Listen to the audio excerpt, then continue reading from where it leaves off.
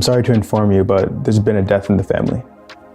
My G36 is broke. I pulled it apart to look at it, work on some stuff, and the hop-up unit straight up cracked in two.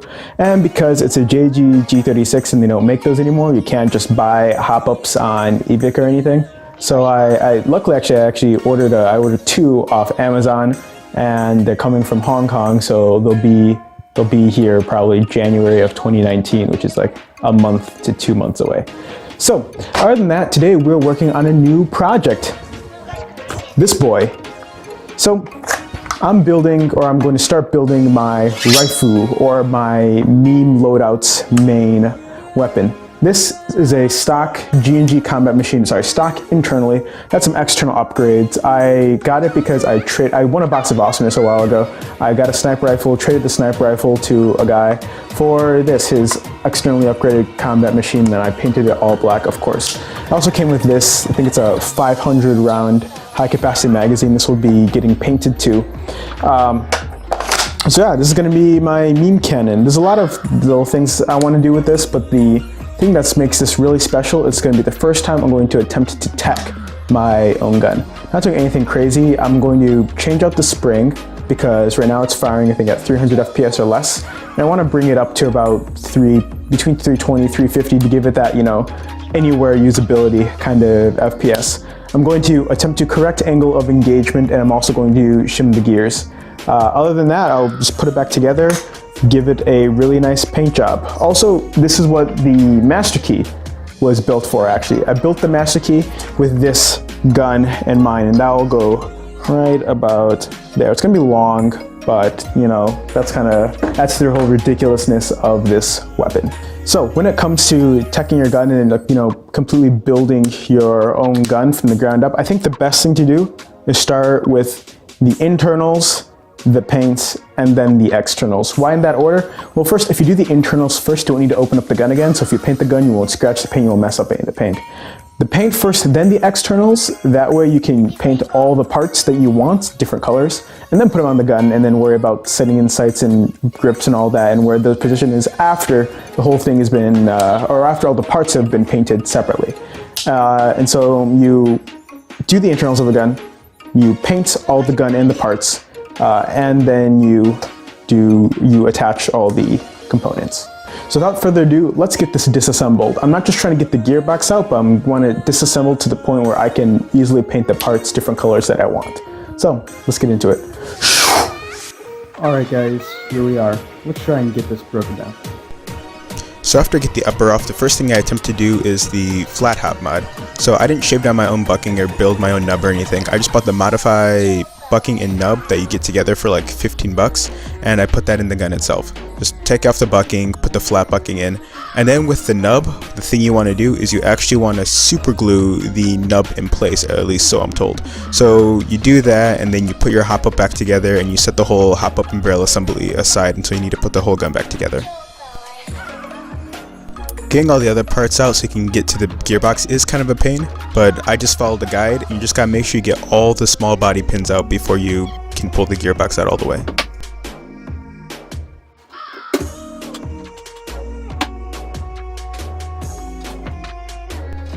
After wiping everything down, I replace the spring.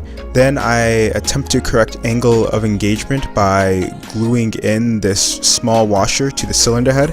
This allows the teeth on the piston to correctly align with the teeth on the gear that touches it. Unfortunately, the washer that came was too small. The washers that came was too small, but I attempted to put in the gun anyway. Okay guys, here we are. The gun is still in all its pieces. So I've been inspired by the Arizona green tea or vaporwave kind of aesthetic, and so that's the kind of paint I'm going for here. First, I'm just going to paint everything white. Then I'm going to go over the colors with spray paints. I'm painting everything white because the colors will show up better, and also these small pins and stuff. The ends will be white, and I want to keep them that way. I'm going to have a lot of little white highlights in the different parts. After that, I'm going to clear cut it, and then I'm actually going to hand paint on, the tree and the blossoms and whatnot. Also, there's going to be a couple gold highlights, but other than that, let's get into it. Decided to do the gold highlights first because otherwise they just get kind of annoying. By the way, I planned pretty much how I want to paint this gun on a website. You can look at it. It's called Pimp My Gun. It's kind of old. I don't know if they update it anymore. But you can put all the gun parts you want and change the colors and whatnot. And I use that kind of to plan and get an idea of exactly how I want this to look beforehand. So, one half of all the pieces has been spray painted white. I've moved all the pieces that I can. These are all white pieces that I want to stay white. I moved them to another piece so I can clear coat them. And then I'm going to do the other section of these pieces. Alright everybody, I have removed all the pieces I want to stay white, or most of them at least, all the pieces I could. They're over there sitting in a little clear coat. And now it's time to get into the meat, which is the spray painting, actual colors. I've got this turquoise kind of thing, this pink, and actually a little bit of orange because I've kind of been inspired by the fade on the Arizona peach tea ones, and there's a little bit of like orange kind of thing going in between the green and the pink. As I've already showed, I've kind of already planned out how I want this to go. I know this paint is not completely dry, so what I'm going to do is I'm going to start with the lower receiver, upper receiver stock. I'm going to leave the rail for now and the rail covers because I don't know if I want to leave these white or make these blue. I'm going to leave the rail for now because I actually want this white ring on the rail where the rail meets the receiver to stay white, which means I need to tape that off. But I'm not 100% convinced that this is dry enough for that because I don't want to rip any paint off when I take the tape off. So I'm going to move this over there, keep it off for now, and just do a little bit of painting with the colors.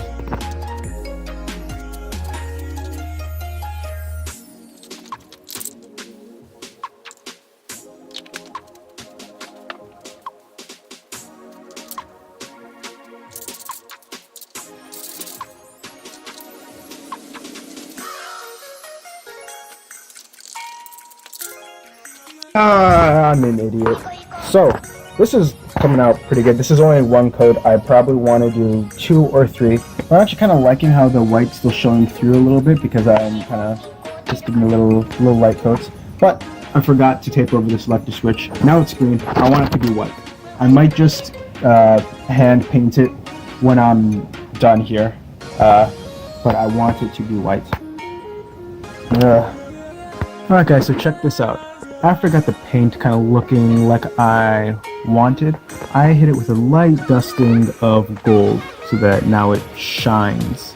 It sparkles, which I think is kind of cool. So all the parts are back up here, dried and clear coated. Now I'm going to attempt to put it all back together and see if the gun functions before moving on to the final stages of hand painting. It was at this point I realized I couldn't get the blowback system back in there because one, it was way too hard to get off, and when I attempted to put all the parts back together and put it back on, I just couldn't do it. It wasn't going to happen.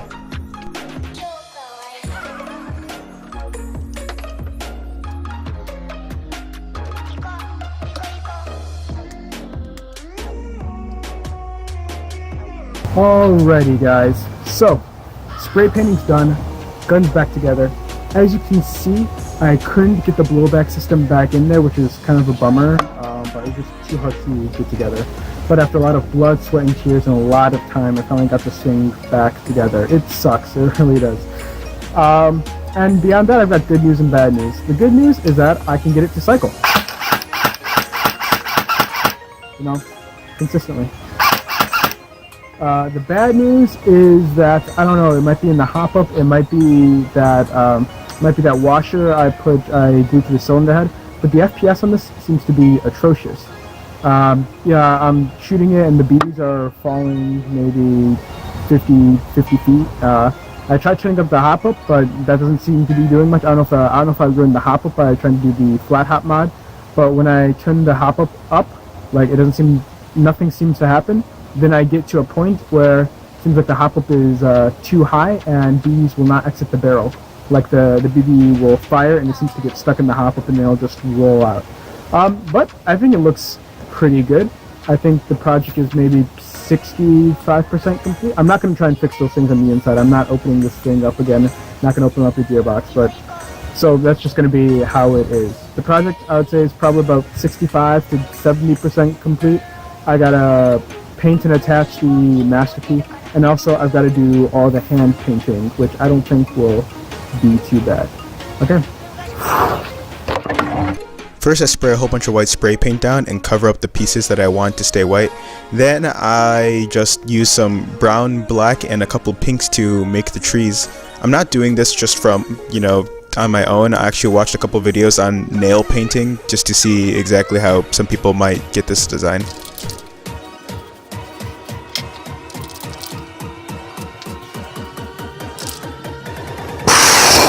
And like that, the project is done for now. So put the master key back on there after painting it. I gave it a slightly different paint job, more kind of like a ATEX, really cloudy, no really defined lines between the colors, besides obviously the gold ejection port, and the handguard's a little more blue than the rest. But other than that, the gun is complete. So definitely the most frustrating project I've ever worked on. And that's due to two reasons. One, I've never teched before. The internals were a pain to get those to work. And two, this is being like an old cheap combat machine with plastic parts and metal screws.